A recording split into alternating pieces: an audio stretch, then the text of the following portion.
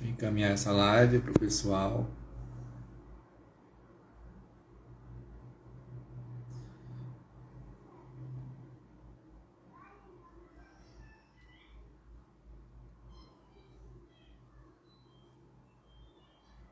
Deixa eu dar uma olhada aqui. A doutora Cristina já está na área. Boa noite, pessoal. Boa noite, Fê. Boa noite, Adriana, Raquel. Hoje a live vai ser top, hein? Doutora Cristina, médica e endocrinologista. Vamos bater um papo sobre frutose e gordura no fígado. Deixa eu mandar a solicitação para ela. Boa noite, pessoal. Boa noite, Júlia. Boa noite, Léo. Quarta-feira, feriadão.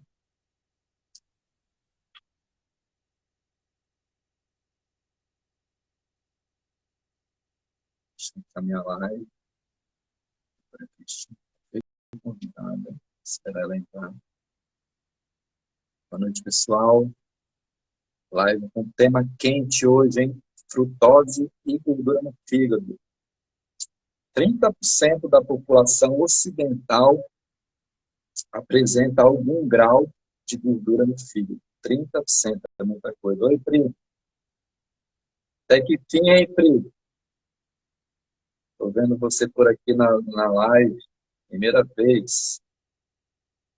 Já encaminha para as pessoas que precisam assistir essa live, doutora Cristina, é top.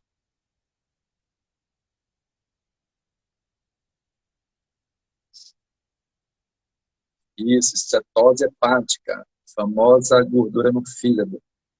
A gente chama de gordura no fígado porque é mais acessível, né? Todo mundo consegue entender melhor. A linguagem consegue alcançar mais pessoas. Cetose hepática pode confundir um pouco, mas é isso aí, cetose hepática também. Deixa eu convidar a doutora Cristina de novo. Primeira vez não deu certo. Agora sim. Oi, pessoal. Oi, Elvis, tudo bem? Oi, Cris. Boa noite. Tudo Boa noite. certo? Tudo bom? Obrigado pelo convite. Vai ser Não, eu que muito, agradeço. vai ser muito legal a nossa conversa. Obrigado pelo teu tempo aí. Hoje o tema é bem legal. Não, hoje eu agradeço por ter topado, né? Caiu na quarta-feira, acho que é o único dia que você estava livre, É, feriado, né? essa Você tem uma rotina muito corrida, gente. Essa mulher tem uma rotina muito corrida, então aproveite esse tempo que ela vai nos dedicar para explicar um pouco sobre frutose e gordura no fígado, tá? É muito requisitado. Como, é le- como, como, como o Felipe fala, eu tive que dar um cachezinho só de 10 mil para ela estar aqui hoje. Ah, não, a gente quer ajudar o pessoal e é importante que o pessoal faça perguntas, né? Porque essas doenças que eu trato, o Elvis trata, a maioria delas são evitáveis. Então, quanto mais a gente conseguir instruir as pessoas, mais elas vão deixar de ter essas coisas. Então, não é tão fácil, né? Eu não posso falar que é fácil, mas está na mão de todo mundo, né? Então, é maravilhoso quando a pessoa entende, muda o que está errado e deixa de ficar doente, né? O nosso papel é espalhar a boa notícia. Ô, Cris, se apresenta para o pessoal aí que não te conhece. Legal. Então, meu nome é Cristina, eu sou endocrinologista, me formei no ano 2000, nossa senhora, já fazem 20 anos, em São José do Rio Preto. E aí vim fazer endócrino aqui em São Paulo e acabei ficando. A gente vem, um bichinho morde, a gente acaba ficando, né? Não era minha intenção, não, mas acabei ficando. E sempre fiz endocrinologia clínica de consultório. Até que em 2017 mudou um pouquinho a característica do consultório, porque eu me deparei, eu acho que todo mundo começou lá no blog do Souto, né? Ah, você E começou por lá também? foi. Eu vi uma live tua, eu vi que você também meio que começou por ali, né? Acho que foi a Julie, né? E a Lara Nesteruk, e depois o Souto, né? Eu vinha fazendo consultório normalmente, tratando das doenças endocrinológicas, muita diabetes e tal. E eu tenho uma grande amiga que é nutricionista, Renata Giudice, que já aplicava low carb nos pacientes dela, e aí eu fui ficando cada vez mais curiosa. E aí eu perguntei para ela se ela podia me indicar onde eu podia aprender, e ela me indicou o site do Souto, e depois o Tribo Forte, né? O podcast que, aliás, foi o último capítulo agora, foi o capítulo de encerramento deles. Eu fiquei sabendo que é uma pena, né? É uma pena, é que a vida é feita de ciclos, né? Eu acho que o Souto tem outros grandes projetos aí pela frente, duvido que ele vai parar por aí, mas isso para mim foi um grande pontapé, assim, esse podcast. E aí a gente vem aí uns 4 anos já aplicando e é muito legal, né? Porque o resultado é fantástico, assim, o resultado é maravilhoso. Falando no podcast, eu lembro que eu conheci, né? Conheci a Julie primeiro, depois caí no blog, e depois dei o podcast. E aí eu estava na faculdade. Eu lembro que eu aprendia mais lá no podcast com o pessoal, com o Dr. Souto e o Rodrigo, que eles deixavam as referências lá sempre, né? E eu ia consultar. Então, foi por lá que eu aprendi também sobre a questão de analisar os estudos científicos, né? Aprender o que é um estudo bom, o que não é, dá para a gente aproveitar isso. Isso que você está falando é legal. Eu hoje mandei uma mensagem para o Souto, né, parabenizando e para não deixar em branco esse último capítulo, né, para agradecer tudo que foi importante na minha vida. E eu disse para ele também que foi o pontapé de medicina baseada em evidência, de saúde baseada em evidência para muita gente, porque a gente não só não sabia nada sobre redução de carboidrato e os benefícios, mas não sabia nada sobre medicina baseada em evidência, né? Não sabia ver artigo. Todo mundo que foi atrás a partir dos toques dele, né? A gente achava que todo estudo era igual. Isso foi muito legal, foi uma grande contribuição. Não é só sobre low carb ali, né? Ali eu aprendi você também, sobre essa questão de medicina, de saúde baseada em evidência mesmo. Assim, na faculdade é muito limitado, né? Muito limitado. A gente tem uma cadeira ali muito curta e a gente não aprende. Não aprende. Mas eu estava falando, Cris, aqui no começo da live, né, que hoje em dia a população ocidental apresenta algum grau de esteatose hepática, cerca de 30% da população ocidental. Eu digo ocidental por quê? Porque os orientais, né, eles têm uma outra característica genética. Então, assim, se a gente for observar as populações, os japoneses, os chineses, né, eles costumam ter um percentual de gordura um pouco mais baixo, né, mas isso não tira a possibilidade deles desenvolverem a gordura no fígado, por exemplo. Mas, assim, no geral, a população ocidental apresenta essa questão de 30% ou mais, né? É um dado um pouco mais antigo, já de 2010, se não me engano. Olha que legal esse dado, isso que você está falando, Elvis, é tão interessante. Eu li essa semana que acredita que na Índia, no Paquistão e outros países da Ásia, a estatística de diabetes é maior que a de obesidade. Vê que coisa louca. Porque, olha só, que engraçado. Esses povos que você está falando, eles realmente não têm a característica de acumular gordura. Então, eles não conseguem mandar gordura para a periferia. O que eles ganham de gordura vai para os órgãos. Olha que maluco, você ter mais diabético do que obeso. Não é doido isso? Loucura, né? A gente estava conversando aqui, uma das características, talvez, dos pacientes que chegam até mim, é essa questão de buscar emagrecimento, mas, assim, o pontapé inicial para o diabetes tipo 2 na verdade, a gordura no fígado, né? Eu, assim, na prática, observo, assim, quando eu pego um paciente que fica para mim com diabetes tipo 2, é um paciente que já tem, né, no caso, não teve, né? 80% deles tem gordura no fígado, algum grau de gordura no fígado já. Sim. Então, a gente fala que é quase um sinônimo, né, Cris? Sim, porque o diabetes, ele é a ponta final da síndrome metabólica. E a síndrome metabólica ou resistência insulínica, os nomes servem para a mesma coisa. A gênese, a origem é a formação da gordura no fígado, né? A gente vai explicar um pouquinho hoje aqui. é um mecanismo super interessante. Então, começa com o consumo de alimentação errada, aí propicia a formação de gordura no fígado, que leva à resistência insulínica. Aí, junto, vem aquelas outras características da síndrome metabólica, que se a pessoa perde o bonde de reverter com a alimentação, daqui a pouco ela está diabética. Esse é o caminho, né? A gente, é lindo isso, a gente vê todo dia isso. O Rogério, meu amigo aí, tá vendo? Chega esculhambando a live. Amigo de aveia. Mas, Cris, então, assim, a gente hoje tem um percentual muito alto, né? A gente considera aí 35% da população ocidental considera que tenha algum grau de gordura no fígado, mas não foi sempre assim. E aí você está falando, se você quiser contar a origem, como que a gente começou a consumir esses alimentos, daqui a pouco a gente vai falar Isso sobre é muito legal. que estão associados, né? Que estão... tem essa coincidência. Depois a gente vai falar da frutose e aí a gente vai explicar melhor. Mas quando que começou, né, esse boom? Muito legal. Antes disso, só comentar uma coisa engraçada que aconteceu.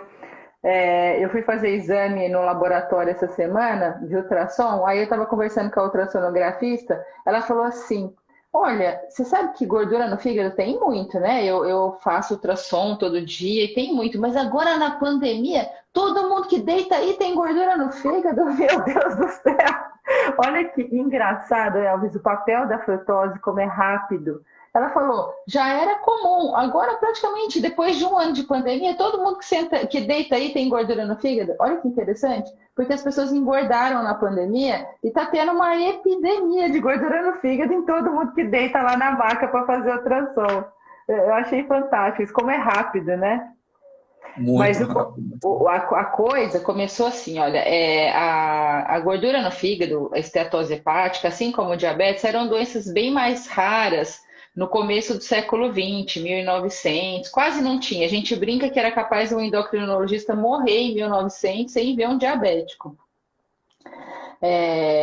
O consumo diário, por exemplo, de um tipo de carboidrato que é a frutose, naquela época era cerca de 15 gramas por dia. E a fonte desse carboidrato era basicamente frutas, raízes. Hoje em dia, estatística americana, porque o Brasil não faz estatística, né? Nós estamos perto de 70 a 75 gramas dia de frutose. Então, nós fizemos vezes 5 aí o consumo de frutose. Então, o que aconteceu com a gordura no fígado? Ela foi ficando, ao longo do século XXI, ela foi ficando epidêmica, até que meados dos anos 80 para frente, 90, aumentou muito o número de casos. A ponto de hoje, qualquer pessoa na rua que você abordar conhece alguém que tem gordura no fígado. Mas isso foi... A doutora Regina estava falando, boa noite, doutora Regina, também. Trabalha, acho que, com cirurgia bariátrica, deve ter muito isso, né? E o prognóstico é de aumentar mais ainda depois da pandemia, né?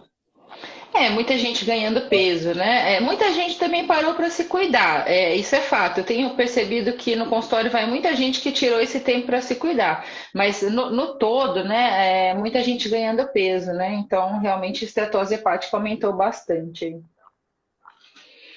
Mas pode continuar contando a história. Bom, é uma oportunidade, né? A Regina está falando aí, da gente se conscientizar e de tentar reverter um pouco, mitigar, né, essa questão de gordura no fígado. Mas não, tá o processo contrário. Então vamos contar um pouquinho aqui como é que essa história se cria para dar dados mais concretos aí, o pessoal entender de onde vem a gordura no fígado, né? A gente tende a achar, né, de maneira mais lógica, que a gordura no fígado vem da gordura que a gente come. Não é que está totalmente errado isso. Até 15% da gordura do fígado pode vir, sim, tanto da gordura que a gente come, quanto da gordura que circula. Circula da onde? Por exemplo, do emagrecimento. Quando a gente emagrece, sai gordura do tecido adiposo, tanto periférico quanto visceral. Então, emagrece os órgãos. A gente não vê mulher quando emagrece, a mama murcha. É mais fácil de ver, porque mama é gordura. Essa gordura circulante pode sim se depositar no fígado, mas isso estima-se que representa cerca de 15% só da gordura que se acumula no fígado. O resto vem de um mecanismo chamado lipogênese de novo. Esse nome bonito aí, lipogênese de novo, é uma coisa fantástica. É um processo desencadeado pelo consumo de glicose, pelo consumo de frutose e pelo consumo de álcool. Só que tem uma grande, grande diferença. Quando a gente come glicose, deixa eu explicar só um pouquinho os açúcares, senão começa, a gente acha que todo mundo sabe, né? Mas às vezes não. Por exemplo, pessoal, a sacarose, que é o nosso açúcar de mesa, ele é composto 50% de glicose, 50% de frutose. A frutose e a glicose são monossacarídeos, são simples, são moléculas únicas.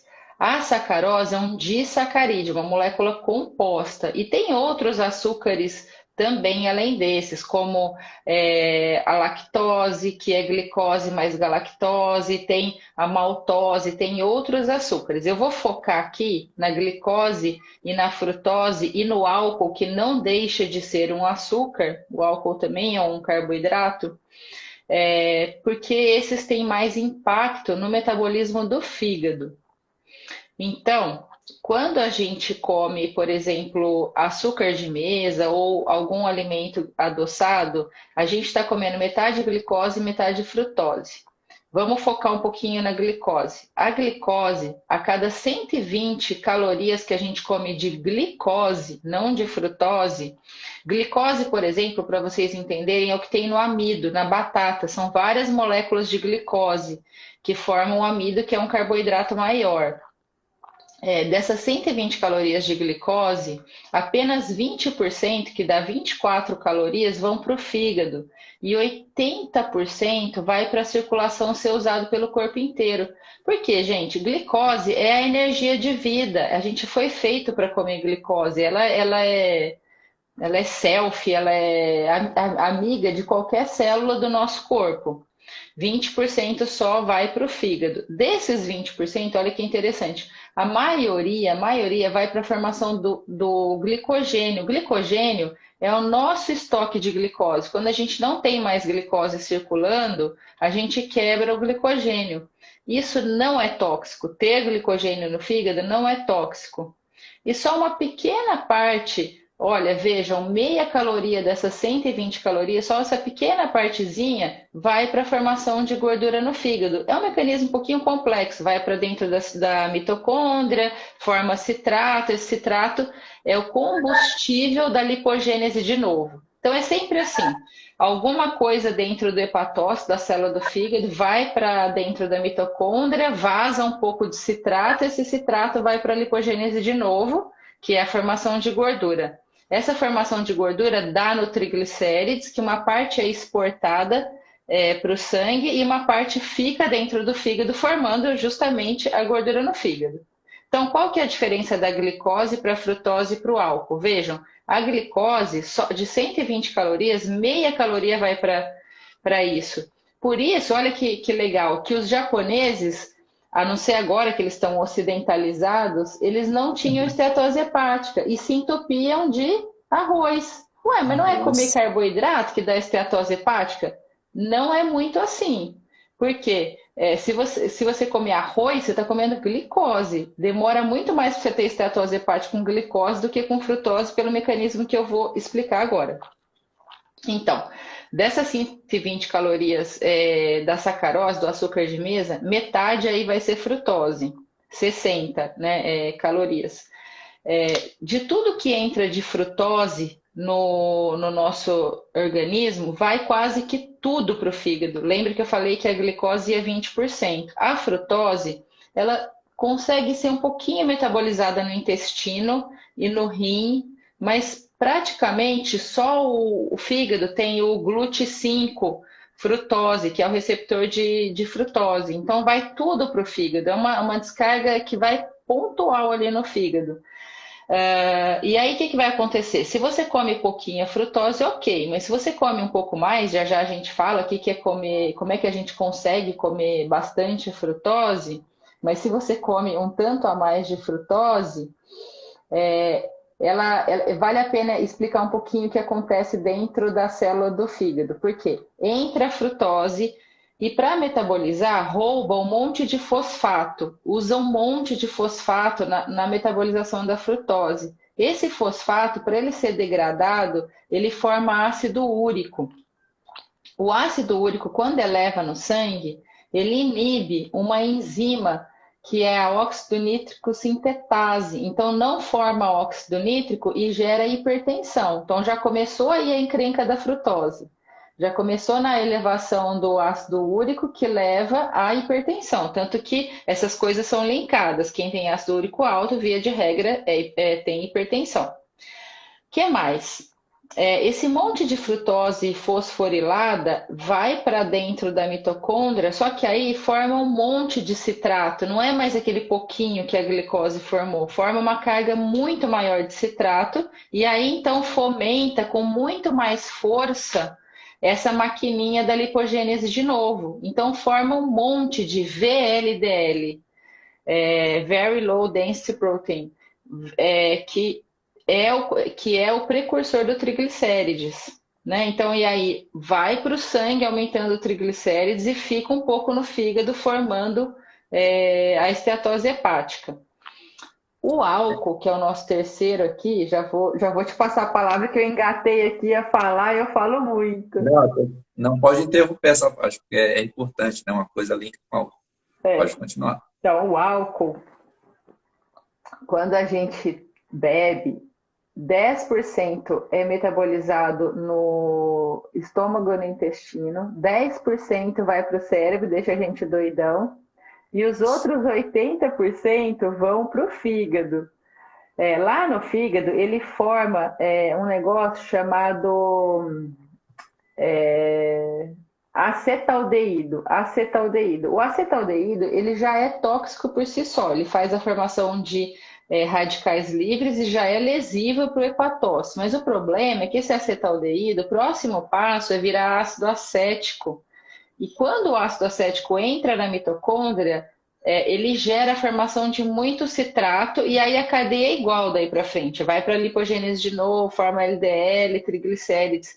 Então a gente brinca que quando a gente dá uma lata de um copo de suco de uva concentrado, orgânico, sem agrotóxico, não sei o que lá, para o seu filho, a diferença de você dar uma latinha de cerveja são só esses 10% que vão para o cérebro deixar ele doidão.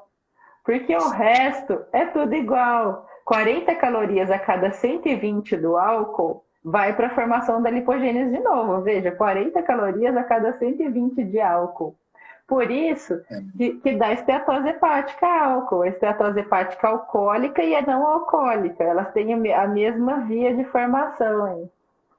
Então, essa nomenclatura que devia mudar hoje em dia, né, Cris? Porque a gente tem essa do álcool já é bem definida, tudo bem.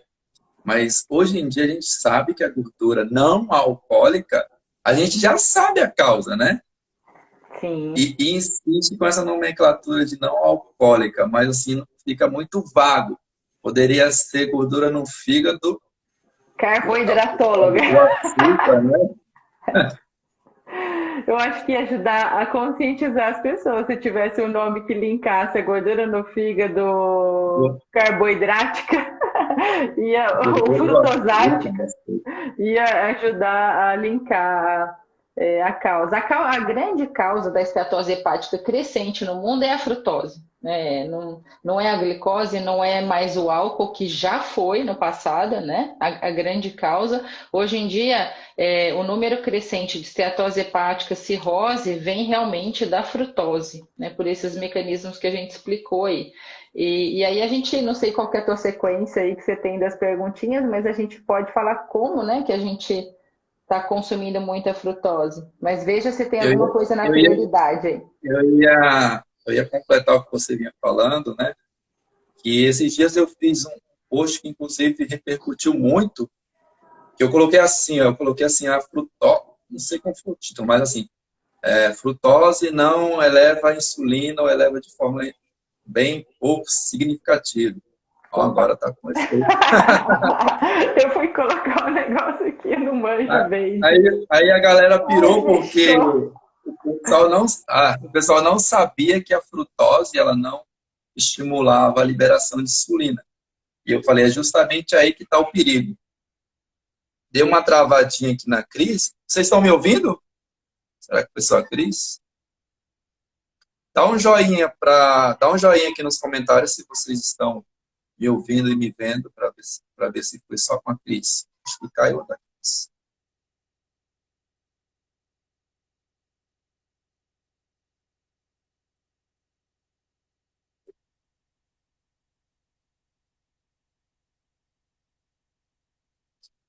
A Cris caiu. Então, enquanto ela volta, eu vou explicar o que ela já vinha falando.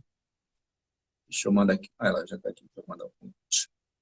Então, assim, eu tinha dito que o post da frutose não elevar a insulina, Ah, não legal, elevar a voltei. liberação.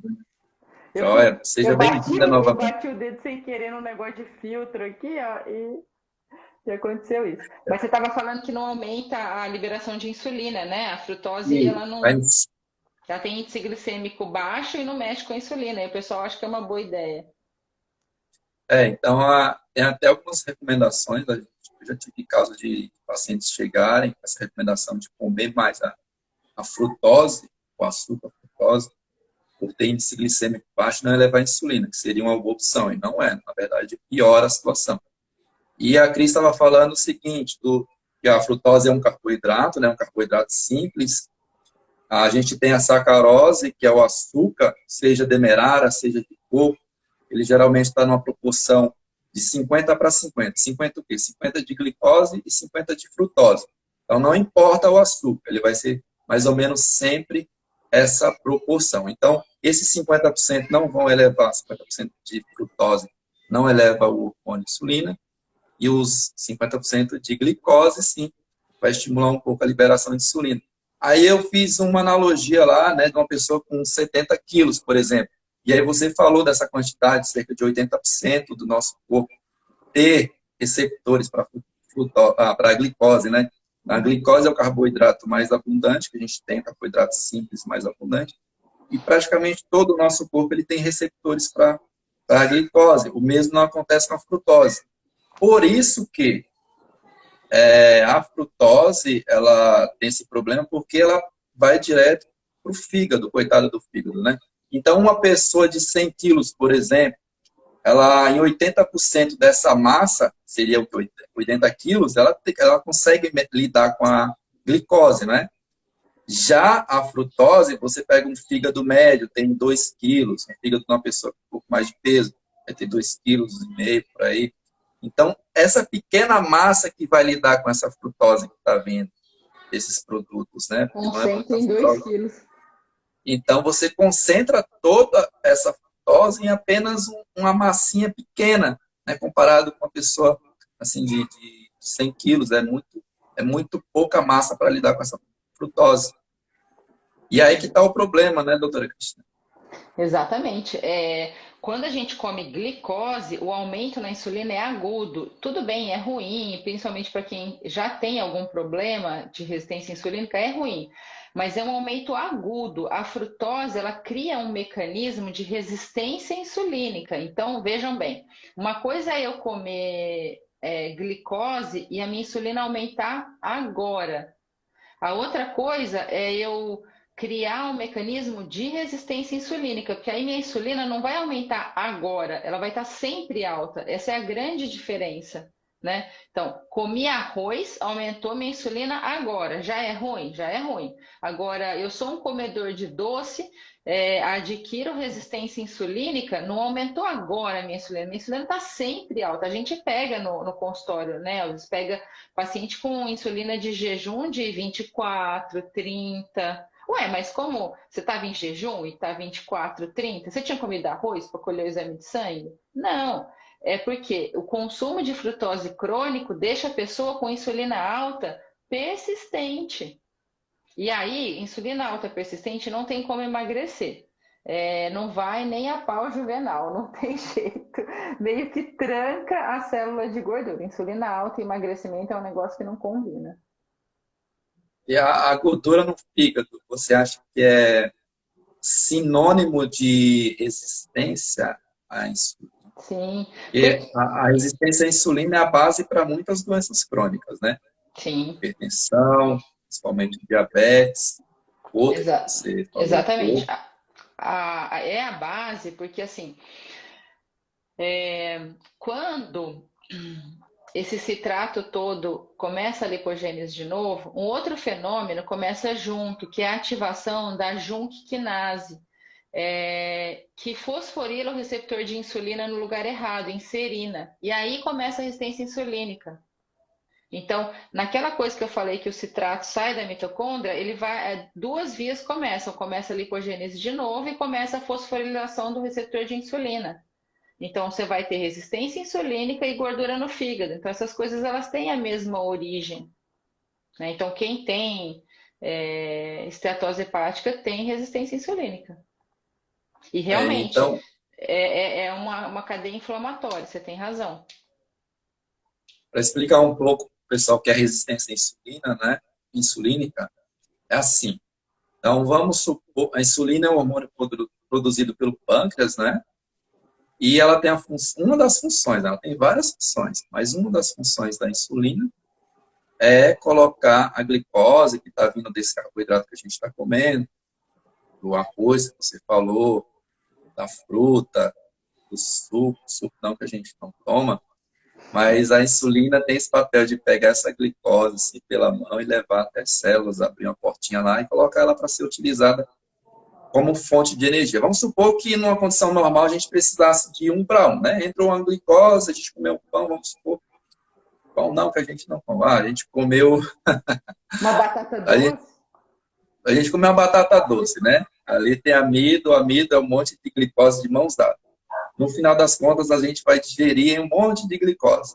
Aí vem a insulina, vamos supor que precisa de uma insulina para dar conta de uma glicose, uma condição normal, né? A resistência insulínica é o quê? Quando a gente, por exemplo, ao invés de precisar de uma, está usando 5, está usando 10 insulina para dar conta de uma glicose. Tá? Aí a gente faz o quê?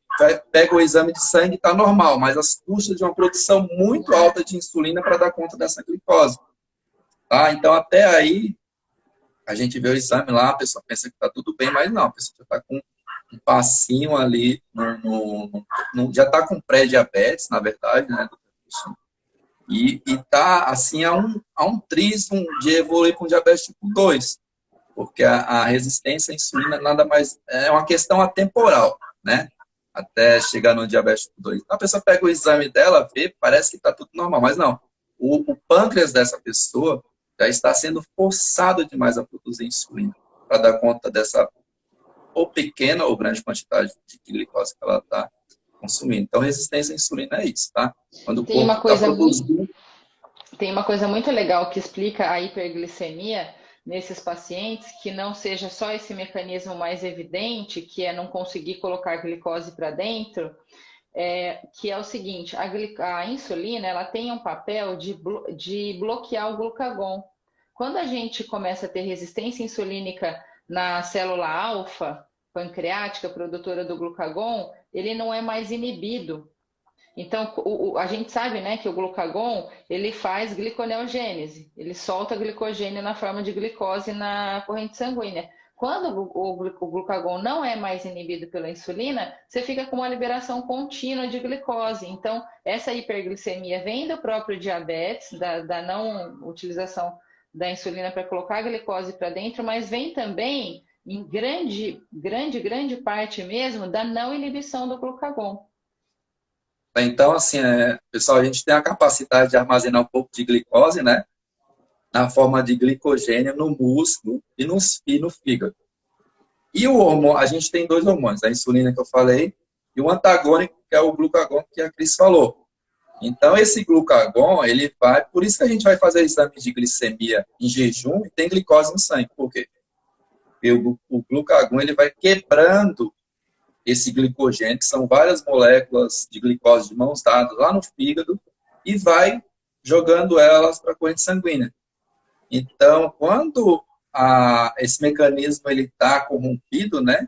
O glucagon não está fazendo esse papel direito, então a gente tem essa glicemia elevada constantemente também. Ainda bem Né, que o Cris? Elvis me salva e explica aí, porque eu já vou às vezes direto. É isso aí, a insulina para de inibir o glucagon e ele fica jogando glicose na corrente sanguínea. Esse é um grande papel da insulina. Top, top. Então a gente viu que a frutose é um carboidrato, né? Um carboidrato.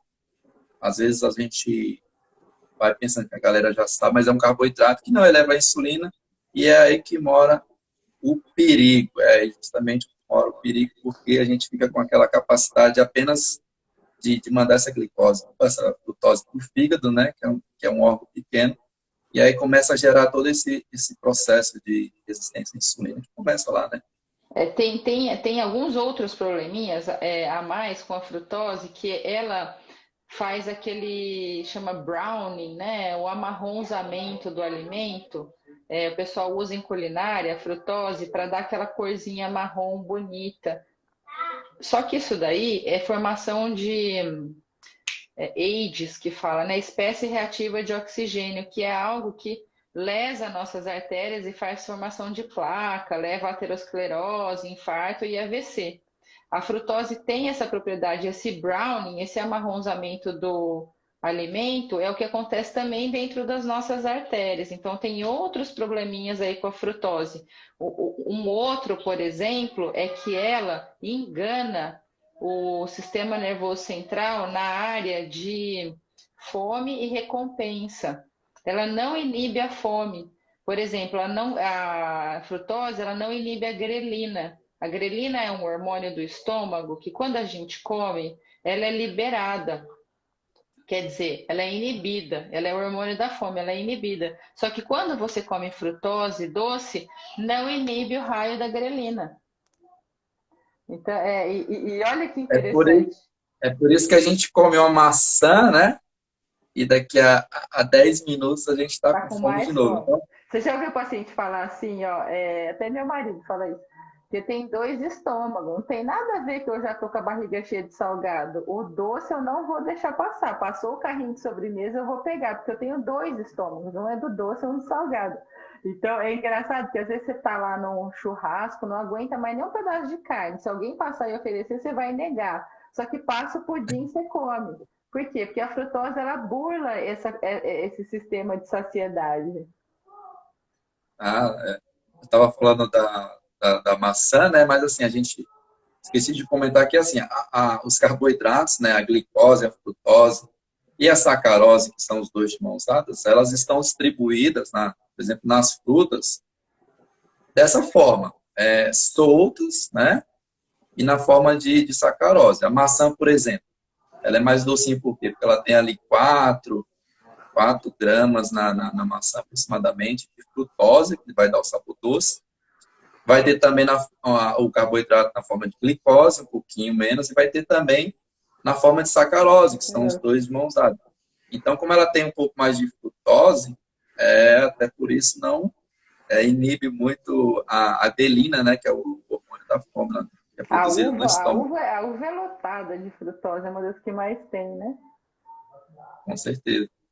Doutora Cristina, a gente falou da gordura no fígado, mas afinal, dá para, por exemplo, um paciente, né, que chega para a gente com uma gordura no fígado grau 1, correndo ali com grau 2, a gente não explicou muito os graus, né? Se você quiser dar uma pincelada sobre isso, mas assim, é possível reverter e até que ponto é possível reverter essa gordura no fígado? Tem um momento assim que se a gente pegar um certo perfil de pacientes com gordura no fígado, não dá mais para trazer para uma condição normal, por exemplo? Uhum. Ó, a maioria dos casos é totalmente reversível, porque a maioria dos casos dos pacientes que vem é grau 1, grau 2. Quais são os graus? Grau 1, grau 2 e grau 3 é leve, moderado, acentuado. De grau 2 para grau 3 já começa a ter trave de fibrose, que é o processo inicial de cirrose, o que a gente chama de esteatohepatite, já tem um grau de inflamação junto com gordura no fígado. Então, assim, se for um paciente que é grau 3, ele já tem algumas lesões mais fixas no fígado. Mas o que interessa a gente saber, sinceramente, é que potencialmente é uma doença que dá para praticamente zerar com a alimentação. Eu já vi coisa no consultório acontecer, já vi vários pacientes grau 3, muito acentuado, e que hoje em dia não tem nada de esteatose, é fígado limpo. Quando você atua na diminuição da frutose em si, a coisa é muito rápida. Coisa de 3 meses o paciente zerou a gordura no fígado. A resposta é fantástica. O Isaac chegou atrasado aí, estava perguntando o tema da live, a gente não deixou fixado, mas é frutose versus gordura no fígado. O papel da frutose no surgimento da gordura no fígado, tá, Isaac? Boa noite, Michele. E aí, Tem então, umas perguntinhas aqui, ó. daqui a pouco a gente já vai responder, mas é simples. Tá. Então, dá para reverter. Como é que a gente sabe, como é que a gente descobre que tem gordura no fígado? Porque, assim, não tem sintomas. Tem algum sintoma específico ou passa desapercebido durante os anos? Então, como que a gente descobre? Nós, médicos, nutricionistas, a gente sabe dos fatores de risco. Então, a hora que o paciente entra na sua sala, você já suspeita, né? Se o paciente é obeso, tem a cintura aumentada, você já começa a achar que ele pode ter, se ele tem parente diabético, mas como que você descobre? Então, os exames de sangue tem a TGO e TGP, que são as enzimas chamadas transaminases hepáticas. A TGP é a primeira que sobe na esteatose hepática, mas o diagnóstico é feito, o gold standard para diagnóstico é ultrassom. Eu peço bastante ultrassom de abdômen superior, que é o que pega o fígado, é assim que faz o diagnóstico. Eu lembrei, você falou das enzimas agora, eu lembrei uma aula na faculdade, você vai falar se está correto ou não. Nessa questão das enzimas. TGP, o final a gente aprendia que era assim, terminou em P, né? TGP, perigo, é a primeira que aumenta. Ligar o sinal de alerta, perigo. E TGP e TGO, né? TGO, o O de óbito, está numa condição um pouco mais grave, né? Então a gente já Sim. liga. É isso mesmo? É por aí? Porque a TGP é mais relacionada a esses fenômenos mais iniciais da esteatose hepática, então é ela que sobe primeiro. A TGO já são outras coisas, eu não lembro ao certo tudo sobre TGO, mas eu acho que já tem a ver mais com comprometimento da mitocôndria, uma coisa mais complicadinha, mas a TGP é a que mais comumente altera. Ah, então show de bola. Então, a gente viu que o aumento dos números, né, de gordura no fígado coincide ali com os anos 70, com os anos 80, a década de 70 e 80, quando começaram a concentrar muito a frutose em determinados produtos. E aí, quais são, assim, os produtos, a gente chama de alimentos, né, porque quando a gente tira um nutriente, concentra ele numa caixinha, a gente não diz que isso é um alimento. A gente tirou ele da base bruta. Mas, Cris, quais são os alimentos? Perguntaram aí das frutas, já a gente chega lá. Quais são os alimentos, os produtos que contêm mais frutose? Então vamos lá. Como é que começou, só rapidinho, essa história? No governo Nixon, nos Estados Unidos, eles queriam estabilizar o preço da comida, porque eles perceberam que isso ia dar uma grande estabilidade política. E nessa época, mas em 1966, eles tinham aprendido a fazer uma oxidação da glicose para virar frutose, tinham aprendido a fazer isso industrialmente. E aí, o que o Nixon fez? Começou a subsidiar a lavoura de milho, mesmo que não fosse dar lucro, para fazer um monte de glicose e com esse processo fazer um monte de frutose. E a frutose, ela é naturalmente mais doce que a glicose, ela é quase que o dobro mais doce, só que ela custa 1/3. Então veja que beleza. 1/3 do preço com o dobro da docilidade e ainda um grande subsídio para a lavoura de milho, que originou o High Fructose Corn Syrup, que é o que a gente adoça as coisas hoje em dia, que é xarope de milho enriquecido em frutose. Ele é 42% glicose e 55% frutose, mais ou menos. Então, o açúcar ficou disseminado e ficou barato e ficou fácil de incluir na comida processada. Por quê? Frutose, ela conserva melhor o alimento, ela dá um aspecto agradável quando vai ao forno. Então, ficou tudo prontinho para enfiar na comida processada. Ela vai muito melhor que glicose na comida processada, a frutose. E aí, teve um boom de comida processada. Por quê? Também na década de 70, tiveram dois nutricionistas que influenciaram muito o mundo da nutrição. Um deles, John Yudkin, que é britânico, ele escreveu um livro emblemático que é o Pure White and Deadly, Puro, Branco e Mortal, em que ele faz a profecia de tudo que nós estamos sofrendo hoje em dia. É um profeta. Ele escreveu tudo o que ia acontecer. Então, esse puro, branco e mortal, ele está se referindo ao açúcar. Na mesma época, então ele estava culpando o açúcar. Na mesma época, nos Estados Unidos, no estado de Minnesota, Ansel Keys fazia o estudo dos 7 países. Que ele pegou 7 países, que era Canadá, Austrália, Estados Unidos, Inglaterra, Itália, Japão e mais um que eu não lembro qual. Escócia, acho, não sei. E mostrou lá na cabeça dele que o consumo de gordura é que levava a doença cardiovascular. Só que as pessoas ficaram com a tese dele. Ele tinha mais influência. E aí começou-se a demonizar a gordura e caiu no colo do carboidrato. Então, o que fez? Antigamente era 40%, 40% o consumo de gordura e carboidrato. Aí gordura foi reduzido para 30% e carboidrato foi elevado para até 55%. E aí a comida processada explodiu. Por quê? Para ter gosto, já que não ia ter gordura, para não ficar muito chato o gosto, o que eles fizeram? Enfiaram o carboidrato na comida processada, porque saiu o gosto junto com a gordura, eles enfiaram carboidrato. Então, a comida na mesa das pessoas começou a ter um conteúdo de frutose que nunca antes tinha tido, junto com a oferta de mais produto industrializado, porque a indústria alimentícia também foi crescendo. Antigamente, né, eu não sou tão nova assim, né? Então, a minha família pegava aquela... Não sou, não. Deixa eu tirar que eu acho que acabou a bateria aqui. Vocês estão me ouvindo? Dê Eu tô. Vocês estão ouvindo? Tudo bem. Peraí, deixa eu só... Eu acho que eu vou ter que tirar aqui só um minutinho. Peraí. Vai falando com o pessoal aqui que eu... Você vai sair da live um pouco ou não? Então, ela estava falando assim, que a gordura foi restringida na dieta naquela época, e aí, no lugar, a gente precisa colocar alguma coisa, né, Cris? Então, sobrou para os carboidratos, sobrou mais para a frutose, que é barato, né? É barato e combina muito com essa composição dos produtos processados. Exato. Sei que você ia sair da hora. Graças a Deus não saiu. Eu não mando, eu falei que a minha idade já não é tão baixa, daí vocês estão percebendo que a tecnologia.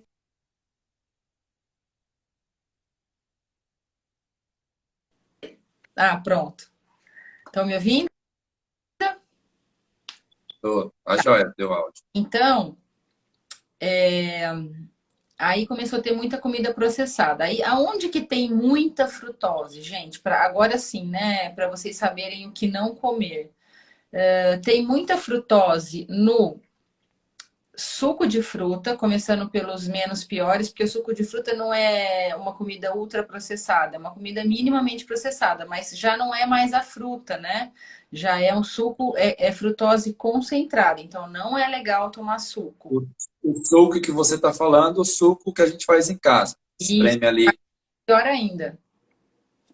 O de caixa pior ainda. Mas tem também as bebidas que elas viram líquido, tipo achocolatado no leite. O leite não é um alimento ruim na minha visão, mas se você jogou um achocolatado, você colocou um monte de frutose lá. Então essas são as piores fontes de frutose, porque elas são líquidas, elas descem rápido e fácil, né? Então, o suco natural, o suco de caixinha, os achocolatados, esses leites marronzinhos que vem pronto, é pior porque é uma alta carga de frutose e desce que desce rapidão. Mas também tem os doces todos, uma comida processada doce, não tem como não ter frutose, é ela que dá o sabor doce. Então, bolacha recheada, chocolate, qualquer coisa doce.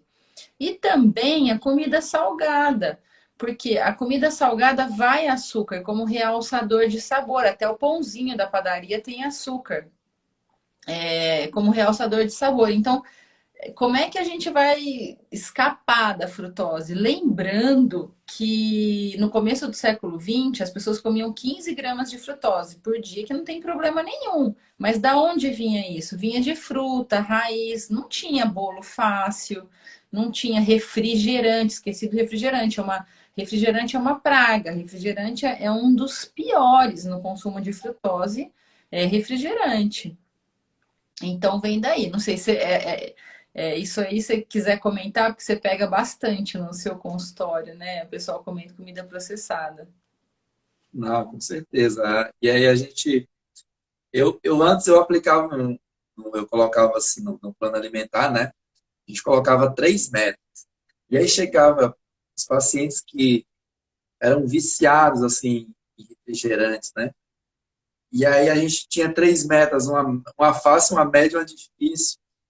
E aí a difícil sempre era reduzir a quantidade do refrigerante, porque é algo que realmente mexe assim, com nossas papilas gustativas, a dose também tem essa interação, assim, grandes quantidades, né? Então é muito difícil mesmo da gente conseguir limitar um pouco esse consumo de refrigerantes, cara. Eu tenho minha ex-sogra, na verdade, né? Ela não tomava água, ela bebia refrigerante em durante o dia todo. Teve 3 infartos, assim, né? Por aquela cascata toda que você já explicou no começo, fora que ela fumava, mas assim, ela não bebia água. A água dela vinha do refrigerante, não podia faltar o dia todo, assim. Teve 3 infartos realmente por conta daquela cascata, né? O próprio processo inflamatório causado lá no fígado, pela frutose, a resistência à insulina. Então, isso é bem complicado.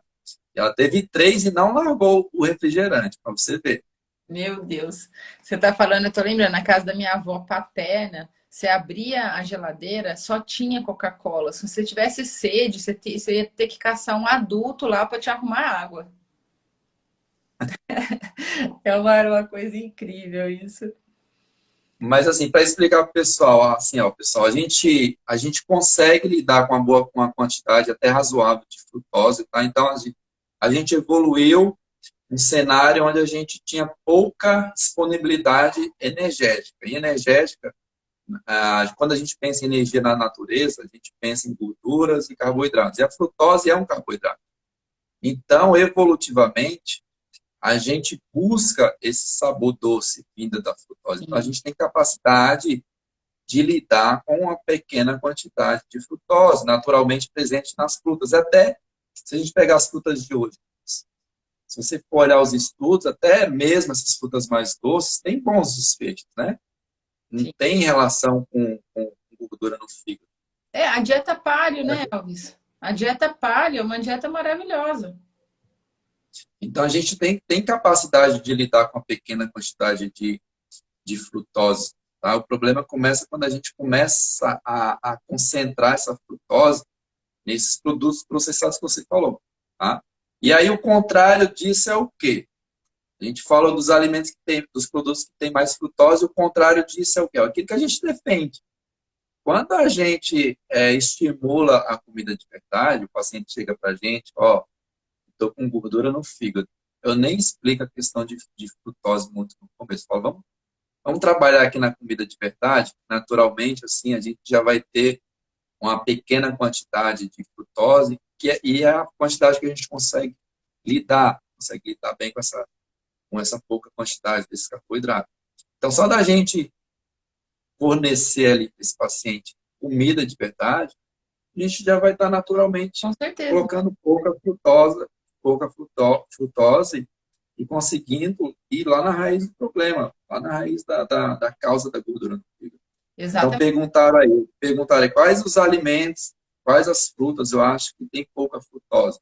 Então, a gente falou que a frutose é o que dá o sabor doce. Uhum. A gente já associa, pô, então, se a gente tem a frutose nas coisas que tem mais sabor doce, o contrário é as frutas mais cítricas, mais azedinhas, vai ter uma quantidade muito menor de carboidrato na forma de frutose. Frutas vermelhas, né, o morango, abacate, o coco não é uma fruta, mas uma castanha gigante, né, nuts gigante, mas o coco também, o pessoal fala que é fruta, dá para encaixar, tem pouquíssima.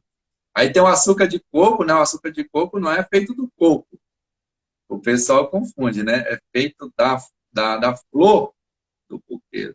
Então, ali também vai ter 50-50, 50 de frutose e 50 de glicose, os dois vão dar. Então, o açúcar de coco ele não entra, mas assim, o coco é uma boa opção para Maracujá. encaixar de alimento. Maracujá, o limão, né? Então, os amidos, por exemplo, as raízes, né? Dá para encaixar também, dependendo ali do grau de esteatose hepática da pessoa. Então, assim, a gente tem trabalhos, né, Cris, por exemplo, que comparam grupo de pessoas. Quando a gente tira só os processados, o açúcar da vida da pessoa, né, que é essa combinação de glicose mais frutose, a gente já tem uma redução drástica na gordura no fígado, só de tirar esses produtos processados. E manter, por exemplo, raízes e tubérculos, que é fonte de glicose. E a gente já consegue ali ter um grau de reversão na gordura no fígado. Olha que Então, vou te interromper um minutinho. Que interessante, o grupo do Lustig, que estuda muito frutose, eles pegaram um grupo de crianças do ambulatório deles, porque o ambulatório deles é de endócrino-pediatria, e dividiram em dois grupos para manter a quantidade de carboidrato em cada grupo. Tinha que comer, era obrigado a comer a mesma quantidade de carboidrato. Só que um grupo, eles trocaram a frutose por glicose, e no outro deixou como come sempre. No grupo de crianças que ficou sem frutose, só com glicose, apesar de comer a mesma quantidade de carboidrato, eles tiveram que ficar enfiando comida para as crianças não emagrecerem. Só do impacto de trocar a frutose por glicose, por mais que eles socassem comida nas crianças, elas perderam 1,5 kg em 9 dias. eu conheço esse. É um bom trabalho. O pessoal perguntou da tâmara, por exemplo. É aqui assim, pessoal. Por exemplo, a gente pega um diabético, né? O diabético, provavelmente, ele já vem de uma gordura no fígado instalada ali. Mas o diabético, a gente vai e restringe da dieta dele. A gente, né, que trabalha com essa abordagem de baixo carboidrato, restringe o quê? Os carboidratos. Porque ele não tolera bem os carboidratos. Para quem está com gordura no fígado e ainda não é diabético, a gente vai restringir o que dele? Vai restringir a frutose, principalmente. E aí ele está perguntando assim, tâmara ou damasco? Se a pessoa tiver com gordura no fígado,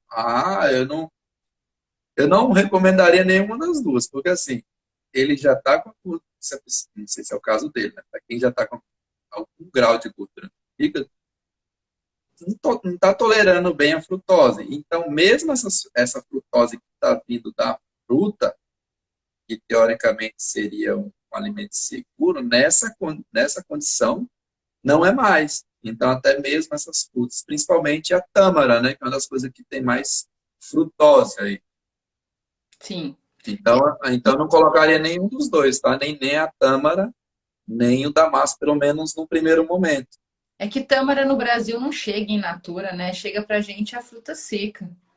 Fruta é damasco. Fruta seca é uma fruta com frutose concentrada, como uva passa, né? É bem diferente você pegar uma pessoa que quer só emagrecer, mas não tem nada metabolicamente alterado, e uma pessoa que já tem esteatose, ou pior ainda, que é diabético, né? Então, uma dieta, por exemplo, paleo, que é uma dieta mais alta em carboidrato, tem fruta, tem raiz, pode se encaixar bem para uma pessoa que tem metabolismo saudável. Agora, se a pessoa está lutando para manter a glicose controlada, não é uma boa dar manga, banana, mamão para ela. Vai elevar a glicemia. A Raquel está perguntando, não sei se ela chegou agora, então ela está perguntando assim, quais as fontes de glicose na dieta, né? Então, a gente explicou que a frutose é um carboidrato simples, né? É como se fosse uma unidade, como se fosse a cris aqui só. E a gente tem outro carboidrato simples, que é como se fosse que é a glicose. Quando junta a gente aqui nessa live, a gente tem um carboidrato, tem um disacarídeo, são os dois juntos. Então, eu e a Cris aqui somos um outro carboidrato, um disacarídeo. Quando a gente tem vários, por exemplo, várias glicoses, né? Amido. A gente chama isso de amido.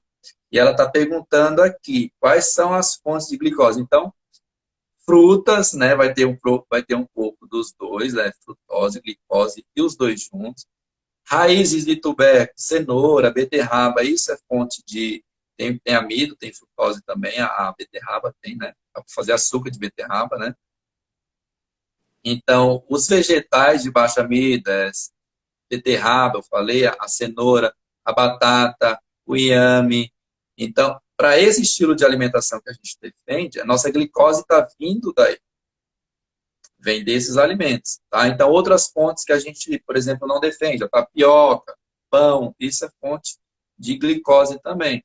Só que não entra nesse padrão de baixo carboidrato que a gente defende. E para quem já tem algum grau de alteração metabólica, também não vai rolar o arroz e tudo mais, que aí...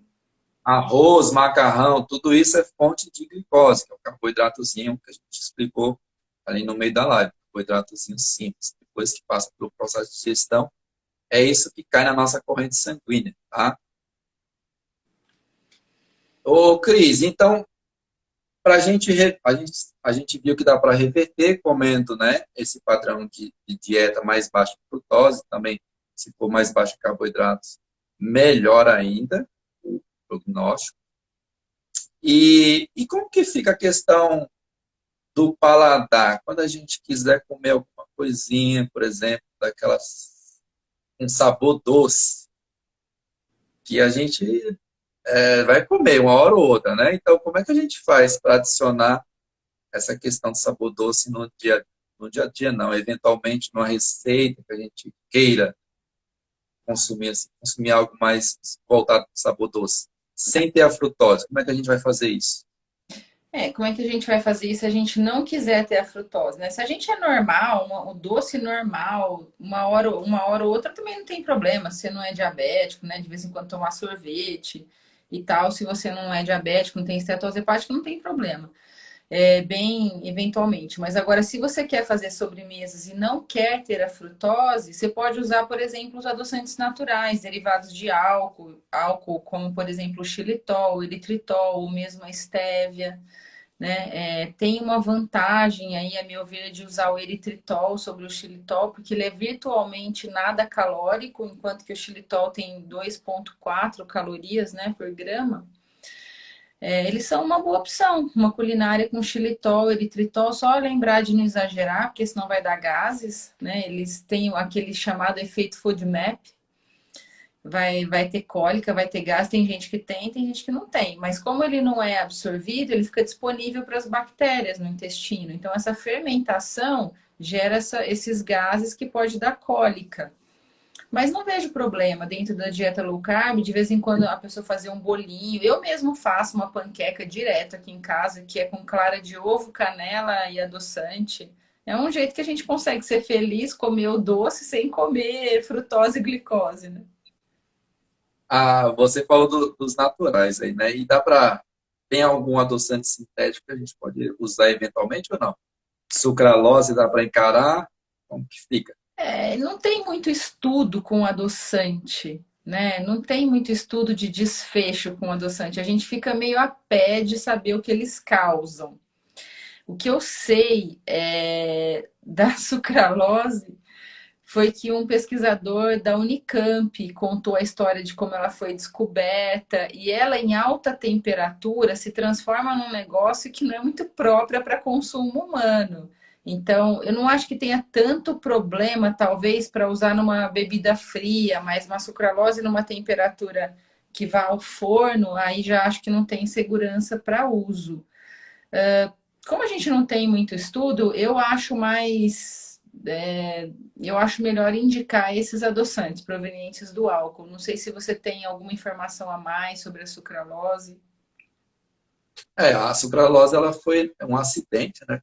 Foi um Como acidente. tu falou, né? Eles estavam pesquisando outra coisa e descobriram essa molécula com esse alto poder de adoçar, né? Então, realmente, assim, a gente não tem realmente os estudos, né, para apoiar pra apoiar no sentido de dizer se é seguro ou não, de longo prazo, como para a maioria das coisas a gente não tem.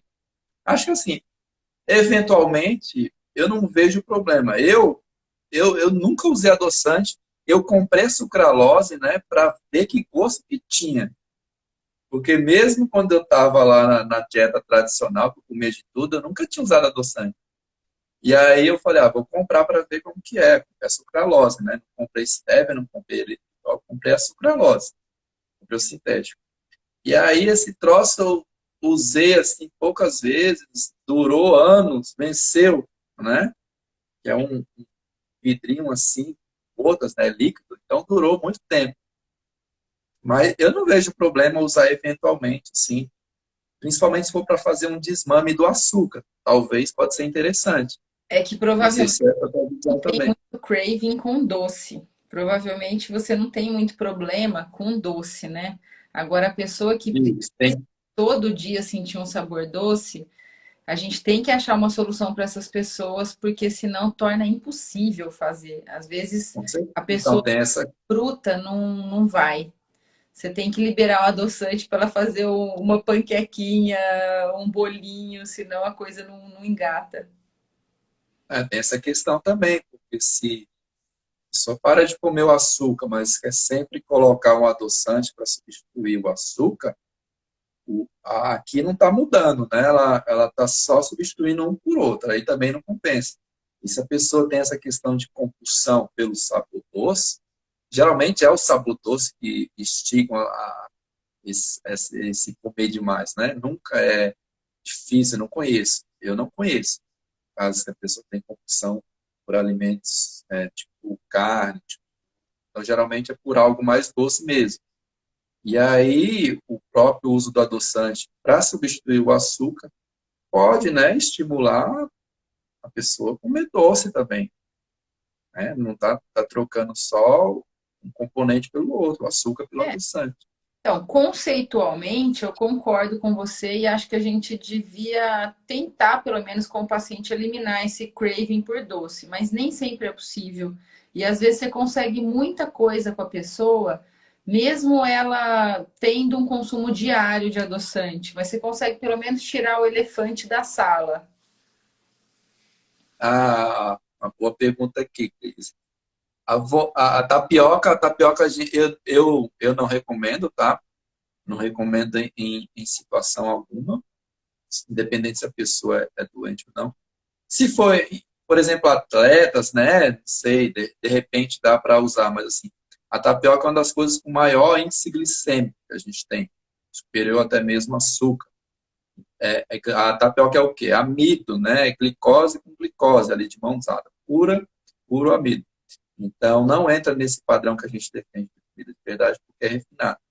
Em relação à vontade de doce, após as refeições, pode ser um sinal que você esteja montando errado as suas refeições. Geralmente a gente tem essa vontade de doce quando está comendo um pouco mais de carboidratos na dieta. Então, a gente come aquela pratada de arroz, de macarrão, né? Então, geralmente vai ter, aumenta o hormônio insulina a consequência disso é levar a gente a puxar, a ir atrás do sabor doce de novo. Então, provavelmente a tua dieta tá inadequada nessa questão de montagem. Geralmente é isso.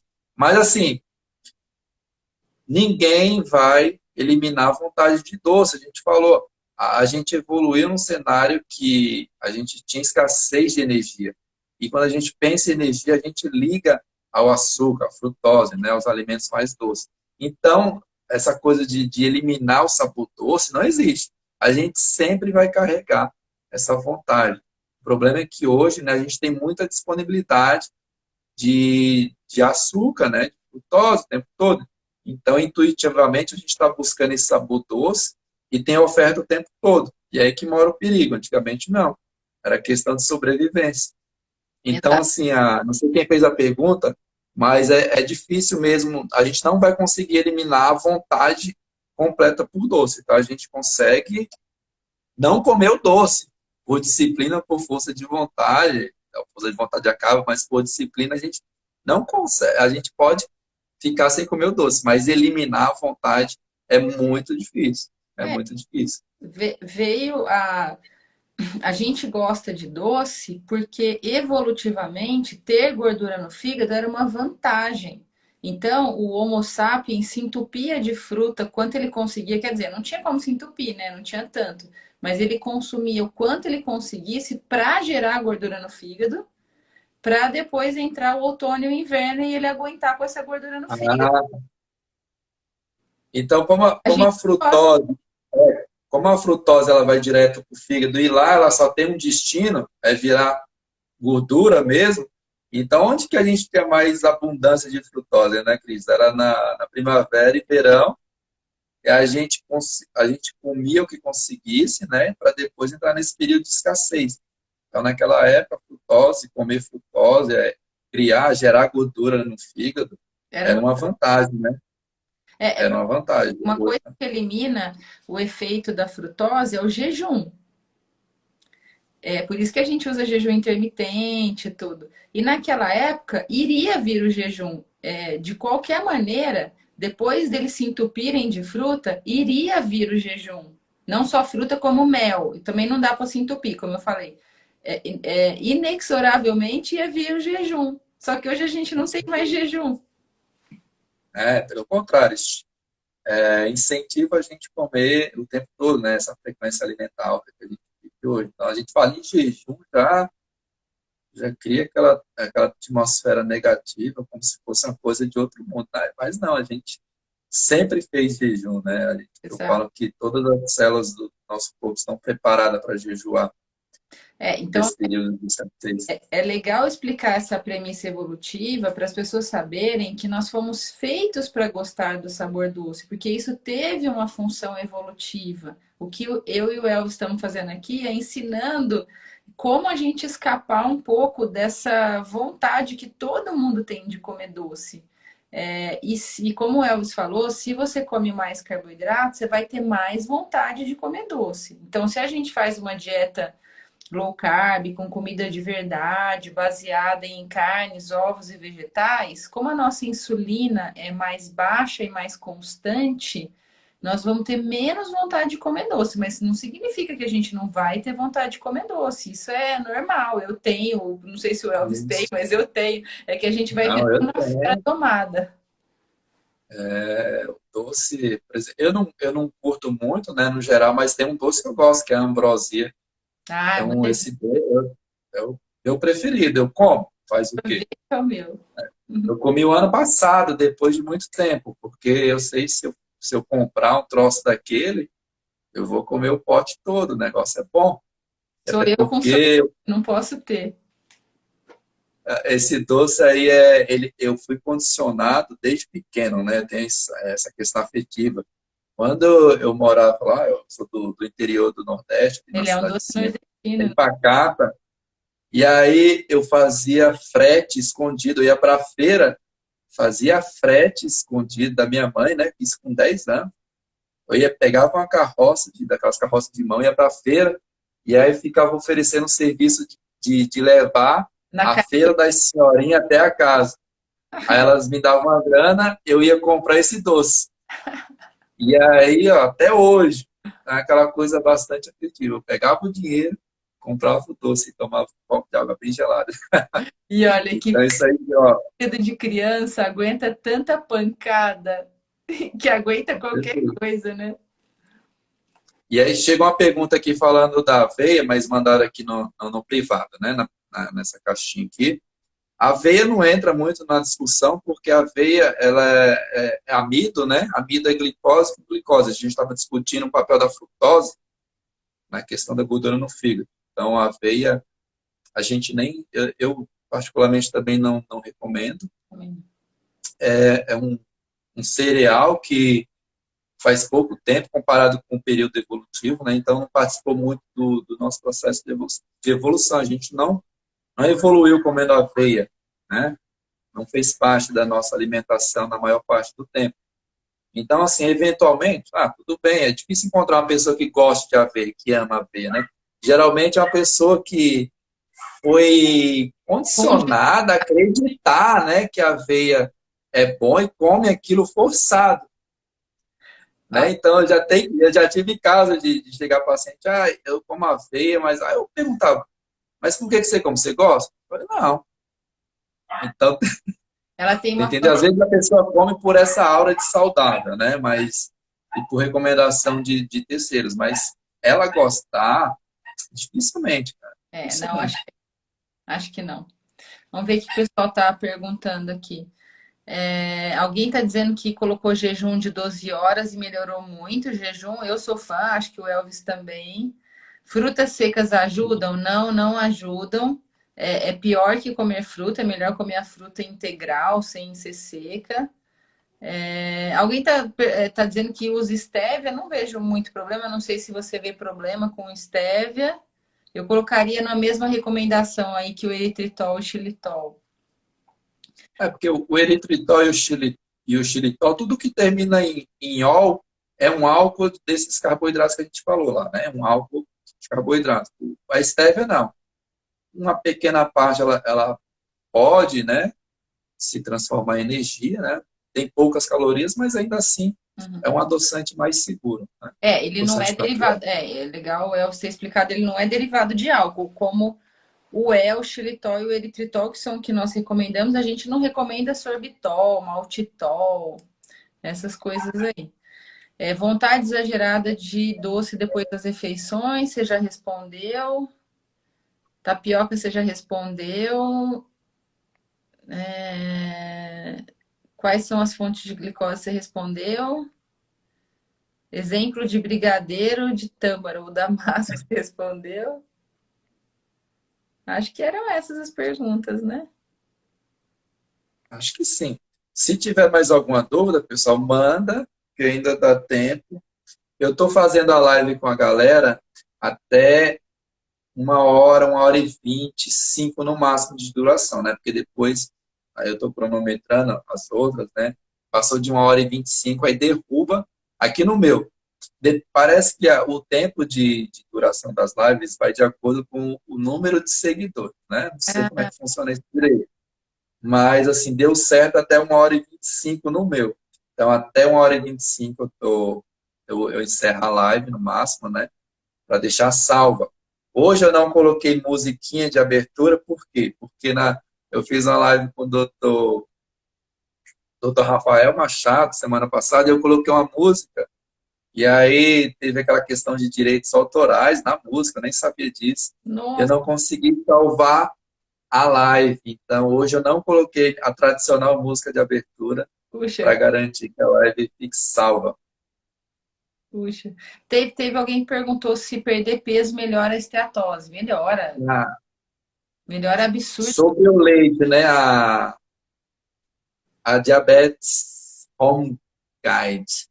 A gente está lá É a no grupo, Carol. né? Você A conhece Carol, a Carol? ela está no grupo. É porque às vezes eu me confundo com os nomes, né? Porque tá o nome só da página. Mas a questão do leite. A Leite sem lactose, lactose. né? O leite sem lactose não O, tem menos açúcar, gente. A única coisa que ele é até mais doce o sabor dele, porque a diferença é que tá quebrado em glicose e galactose. É só quebrado o carboidrato, o disacarídeo. Ele não deixa de ter o açúcar, é só apenas que não tem lactose, tem glicose dividida da galactose. mas o conteúdo de açúcar é o mesmo, e ele tem até um sabor mais doce. Então, esse É, açúcar funciona para quem tem intolerância à lactose, não para quem está de dieta de baixo carboidrato. então, lembra, pessoal, que a gente falou dos carboidratos simples? Frutose é uma, glicose é outra. E tem a galactose, é um outro carboidrato simples, que é o carboidrato que está lá no leite. E aí, quando mistura, quando junta a galactose com a glicose, a gente tem a lactose, né? E aí a gente tem uma tesourinha, a gente produz uma tesourinha, que é para separar esses dois. Aquela coisa de separar aqui, eu e a Cris da live, aqui, ó, corta aqui no meio, separa, fica a glicose de um lado e a galactose do outro. Então, quando a pessoa não produz essa tesourinha que corta, separa esses dois, é aquela coisa que a Cris falou, a gente tem tolerância à lactose, né? A gente consegue digerir. Mas também eu falei que quem tá de dieta de baixo carboidrato não toma leite, mas dá para consumir outros lácteos. Por exemplo, eu costumo fazer muito aqui em casa coalhada, que é o iogurte caseiro, né? Você tem a fermentação do leite é o consumo do carboidrato, é a bactéria comendo carboidrato, como em qualquer processo de fermentação. Mais fermentado ainda é o queijo, o creme de leite, a nata. Dá para consumir esses produtos, não vejo nenhum problema. É o leite mais que tem um carboidrato mais aumentado, né? Tem algumas pessoas que conseguem tolerar alguns tipos de queijo, até a própria coalhada, né? Essas pessoas que têm o diagnóstico de intolerância à lactose. Então, depende muito do nível de cada um, né? Sim. Eu ia falar uma coisa sobre esse assunto, mas sumiu da cabeça agora. Então, assim, não dá pra gente, por exemplo, o leite é sem lactose. E aí é recomendado para uma pessoa que não produz essa enzima, essa tesourinha que eu falei. Mas não dá para saber, porque assim, quanto de lactose é necessário, quanto é necessário dessa tesourinha colocar lá na caixinha. A indústria não tem como saber a quantidade exata para quebrar todo esse carboidrato, fazer essa separação entre glicose e galactose. Não tem como saber. Então, as pessoas costumam tomar esse leite sem lactose, as pessoas que são intolerantes, e costumam sim apresentar os sintomas clássicos, né, os desconfortos intestinais. Então, não dá para saber a quantidade, não dá para colocar na caixinha ali a quantidade exata da enzima para quebrar esse carboidrato lá. É Então, que não dá para saber. a pessoa tem que ver se ela se sente bem ou mal e ela tem como complementar, ela tem como Ela ela compra as mesma enzimas tomar a individuais, né? lactase, né? Usar a lactase antes de consumir o leite sem Separado, com lactose. certeza. Então é isso, pessoal. A gente respondeu todas as dúvidas. Faltam 2 minutos lá para aquela mágica que eu te falei, Cris, para poder salvar a live. Eu não quero perder igual a outra live. Pessoal que tiver mais dúvidas, pode mandar para mim. Se eu tiver um tempinho, Pode eu mandar para respondo, mim tá? também. Sobre esse assunto. A Cris também, tenho certeza que responderá. Obrigado por vocês terem ficado aí até o final. Obrigadão mesmo. Nesse feriado, né? Amanhã a gente volta à nossa rotina normal, que na verdade todos os dias está parecendo feriado, né? A gente tem que parabenizar o pessoal que está nessa linha de frente, mas para a gente que está em casa fica sempre aquela sensação de feriado. Então, obrigado a quem ficou na live até agora. Cris, se quiser deixar uma mensagem final para a galera, Vou fique à falar rápido para vontade. você não perder a live aí. Não, eu queria só agradecer. Eu achei nosso papo muito legal, além de tudo, me divertir aqui. E agradecer o fato da gente poder espalhar a notícia. A gente tem um número limitado de pessoas que a gente atende no consultório e a gente não quer beneficiar só essas pessoas, a gente quer ajudar o maior número de pessoas possível. Então, que eu fiquei muito feliz com essa live e quem sabe a gente repete aí com outros assuntos para ajudar mais ainda o pessoal. Não, estou à disposição. Se quiser me chamar para ir na sua casa virtual, né? Hoje foi na minha aqui Isso, a hoje eu fui gente o marca anfitrião. Se você quiser me chamar para uma próxima na sua casa, com estamos certeza, aí, tá? Fica à com certeza. disposição, tá bom? Então, um beijo. Muito obrigado, tá? Pessoal, boa noite. A gente se vê em breve. Então, provavelmente semana que vem a gente vai estar aqui com outro convidado. Obrigado, Cris, novamente. Obrigada. pelo tempo, tá? Uma ótima Boa noite noite, pessoal. a todos. Tchau, tchau.